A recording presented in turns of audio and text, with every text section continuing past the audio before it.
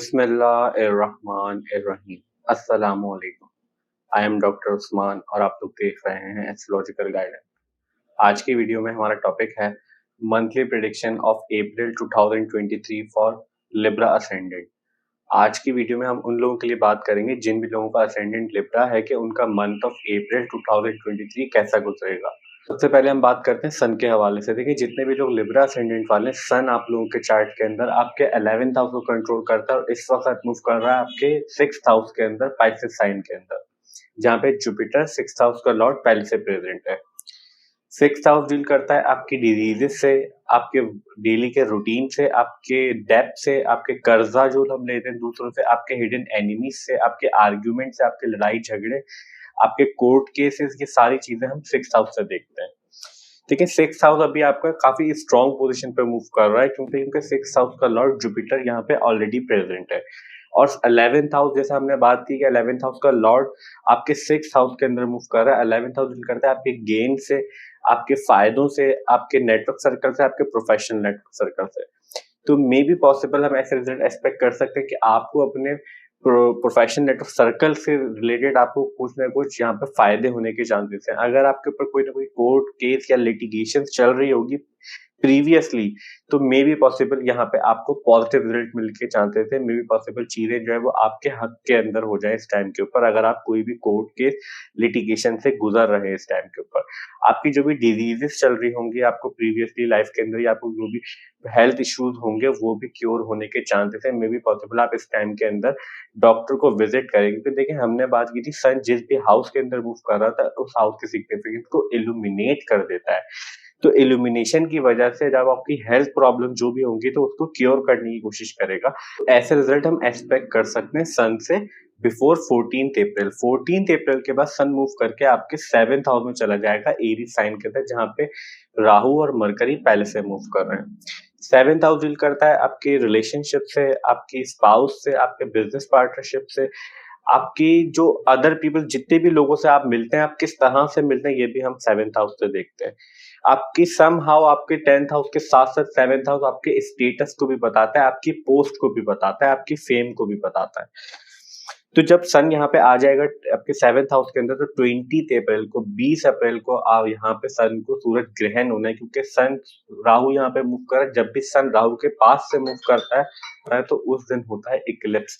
तो जब आपके 7th हाउस में इक्लिप्स होना है तो आपकी स्पाउस के रिलेटेड, आपकी मैरिज के रिलेटेड आपको मामला से केयरफुल होने की जरूरत है। आपके बिजनेस पार्टनरशिप में अगर आप कोई बिजनेस करते हैं तो आपको उसके हवाले से भी केयरफुल रहने की जरूरत है। मे बी पॉसिबल, देखें राहु तो यहाँ पे मूव कर रहा है मार्च 2022 से, आपको समहाउ अपनी मैरिज के अंदर अपने बिजनेस पार्टनरशिप से रिलेटेड समहाउ कुछ ना कुछ डिस्टर्बेंस तो मिल रही होगी, मगर फिर भी आपको जब एक्लिप्स होगा यहाँ पे तो मीन सूरज ग्रहण होना है, तो आपको अपने इन मामला से आपको लॉस होने के चांसेस है। अगर आप कोई बिजनेस में पार्टनरशिप में अगर कोई बिजनेस करते हैं या आप अपने स्पाउस के साथ ही बिजनेस करते हैं तो समहाउ कुछ ना कुछ कॉन्फ्लिक्ट या डिस्टर्बेंस होने के चांसेस है मनी मैटर्स के अंदर। हम क्यों कह रहे हैं कि मनी मैटर्स के हवाले से डिस्टर्बेंस आएगी, क्योंकि 11th हाउस आपके फायदों को, आपके गेन्स को रिप्रेजेंट करता है। तो इस तरह के रिजल्ट हम एक्सपेक्ट कर सकते हैं सन से मंथ ऑफ अप्रैल के अंदर। अब हम बात करते हैं मरकरी के हवाले से। देखें, जितने भी लोग लिब्रा असेंडेंट वाले, मरकरी आप लोगों के चार्ट के अंदर आपके 12th हाउस को कंट्रोल करता है और आपके 9th हाउस को कंट्रोल करता है, और इस वक्त मूव कर रहा है आपके 7th हाउस के अंदर एरीज साइन में, जहां राहु पहले से प्रेजेंट है। 12th हाउस डील करता है आपकी आइसोलेशन से, आपकी स्पिरिचुअलिटी से, आपकी प्राइवेट लाइफ से, आपके सबकॉन्शियस माइंड से, आपके स्लीप पैटर्न से, आपके फॉरेन लैंड के जितने भी मैटर्स होते हैं वो सारे हम 12th हाउस से देखते हैं। 9th हाउस ट्रैवल को इंडिकेट करता है, कहीं एक जगह से दूसरी जगह जाना, फिजिकल ट्रैवलिंग को रिप्रेजेंट करता है। आपके रिलीजियस नॉलेज को रिप्रेजेंट करता है, आपके फादर को रिप्रेजेंट करता है, आपके फादर की टीचिंग्स, आपके टीचर्स की जो टीचिंग्स हैं, आप कितने अच्छे टीचर्स आपको लाइफ में मिले, ये भी हम 9th हाउस से देखते हैं। आपकी रिलीजियस नॉलेज भी 9th हाउस से देखी जाती है। जब राहु के साथ मूव कर रहा है तो हम ऐसा एक्सपेक्ट कर सकते हैं कि आपको समहाउ कुछ ना कुछ डिस्टर्बेंस मिल सकती है अपनी पोस्ट ग्रेड एजुकेशन से रिलेटेड, अपने ट्रैवल्स के मामला से रिलेटेड, या फिर अपनी मैरिज के रिलेटेड, क्योंकि मरकरी यहाँ पर राहु के साथ मूव कर रहा है। दूसरी इंपॉर्टेंट चीज ये है कि मरकरी आपके 7th हाउस के अंदर 22 अप्रैल को, मीन्स 22 अप्रैल को रिट्रोग्रेड हो जाएगा और यहाँ पे 24 मई तक रेट्रोग्रेड ही रहेगा। जब भी प्लैनेट रेट्रोग्रेड होता है तो उसके रिजल्ट जो होते हैं वो डबल हो जाते हैं, चाहे वो नेगेटिव इफेक्ट दे रहा हो या पॉजिटिव इफेक्ट दे रहा हो। तो देखिए, मरकरी जब तक राहु के साथ मूव कर रहा है आपके 7th हाउस में, तो आपको केयरफुल होकर रहने की ज़रूरत है। अपने फादर की हेल्थ से रिलेटेड, उनसे रिलेशनशिप से रिलेटेड, अपने ट्रैवल के मामलात से रिलेटेड अभी इस टाइम पे कोई भी ऐसी प्लानिंग ना करें कि आप ट्रैवल के हवाले से या किसी भी इस तरह के जर्नी को प्लान ना करें, कोई ट्रिप को प्लान ना करें, क्योंकि इस टाइम पे ज़्यादा चांसेस हैं कि आपकी वो जर्नी जो है फ्रूटलेस प्रूव हो, आपको उससे कोई फायदा ना हो। मरकरी आपके 12th हाउस को भी कंट्रोल करता है और 12th हाउस का लॉर्ड अपने ही प्लेसेस से 1 2 3 4 5 6 7 8 प्लेसेस अवे मूव कर रहा है। तो सडनली जैसा हमने बात की कि 6 8 और 12 वैसे ही समहाउ कुछ ना कुछ डिस्टर्बेंस रखते हैं, तो आप आइसोलेशन में जाएंगे। और आइसोलेशन में कैसे जाएंगे, जैसे हमने सन के हवाले से जब हम बात कर रहे थे, हमने वहां पे बताया कि आपको डिस्टर्बेंस मिलेगी अपने या तो बिजनेस पार्टनर से या रिलेशनशिप के थ्रू या अपने स्पाउस के थ्रू। तो आप आइसोलेशन में जाने के चांसेस हैं आपके, तो हम इस तरह के रिजल्ट मरकरी से एक्सपेक्ट कर सकते हैं मंथ ऑफ अप्रैल के अंदर।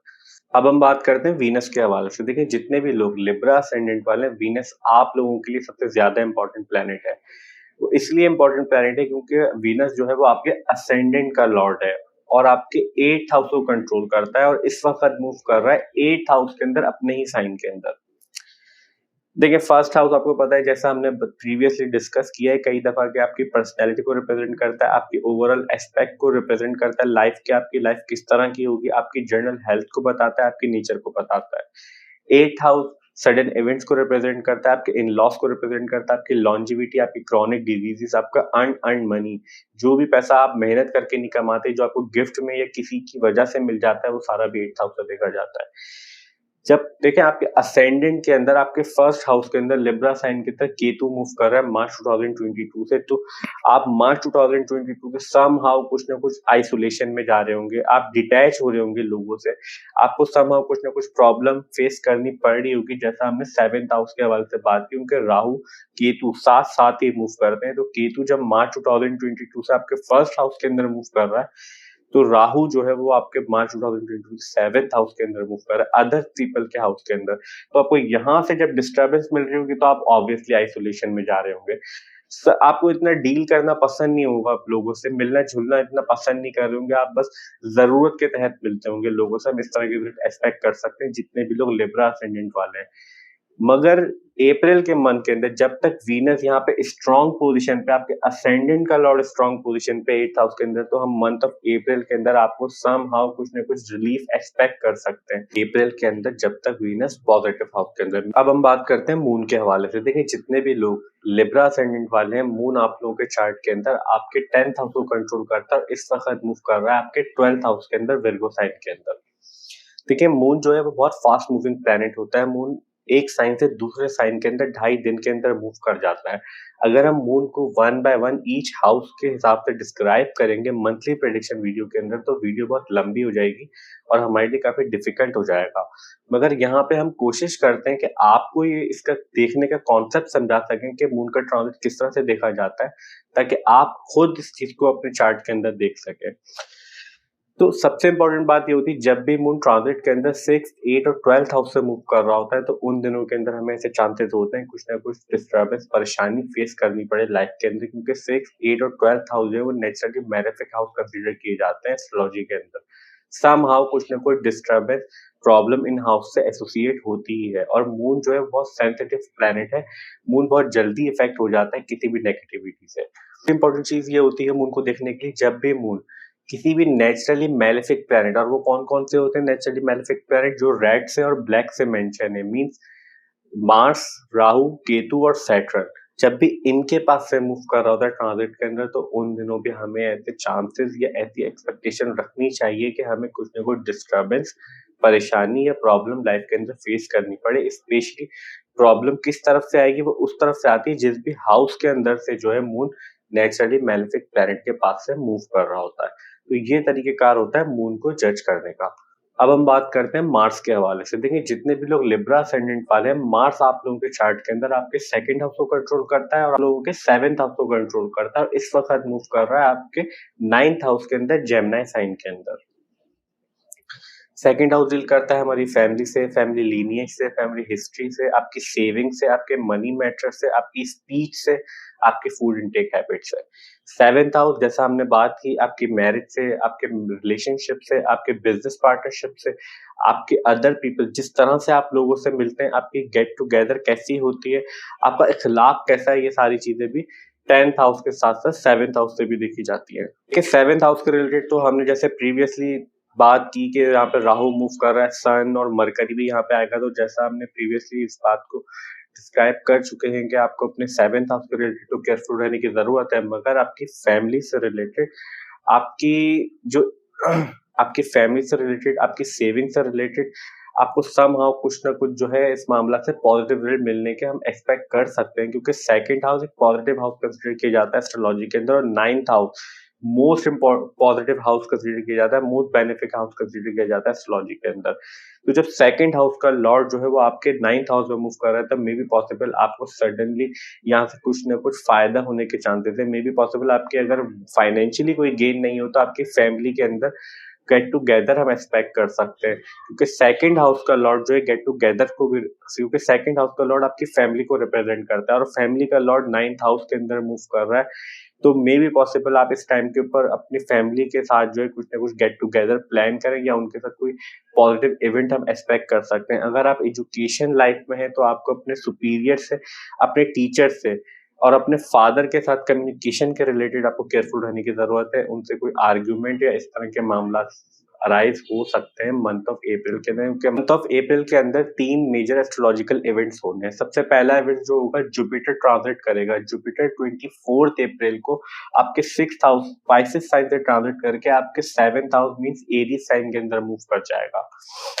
दूसरा मेजर इवेंट जो होना है आपके सोलर इक्लिप्स होना है, जैसा हमने बात की जब हम सन के बारे में बात कर रहे थे, आपके 7th हाउस के अंदर एरीज साइन के अंदर 20th अप्रैल को सोलर इक्लिप्स होगा। तीसरा मेजर इवेंट जो होना है, मरकरी आपके 7th हाउस के अंदर मींस एरीज साइन के अंदर 22nd अप्रैल को रेट्रोग्रेड होगा, जो कि 14 मई तक 14th मई तक रेट्रोग्रेड ही रहेगा।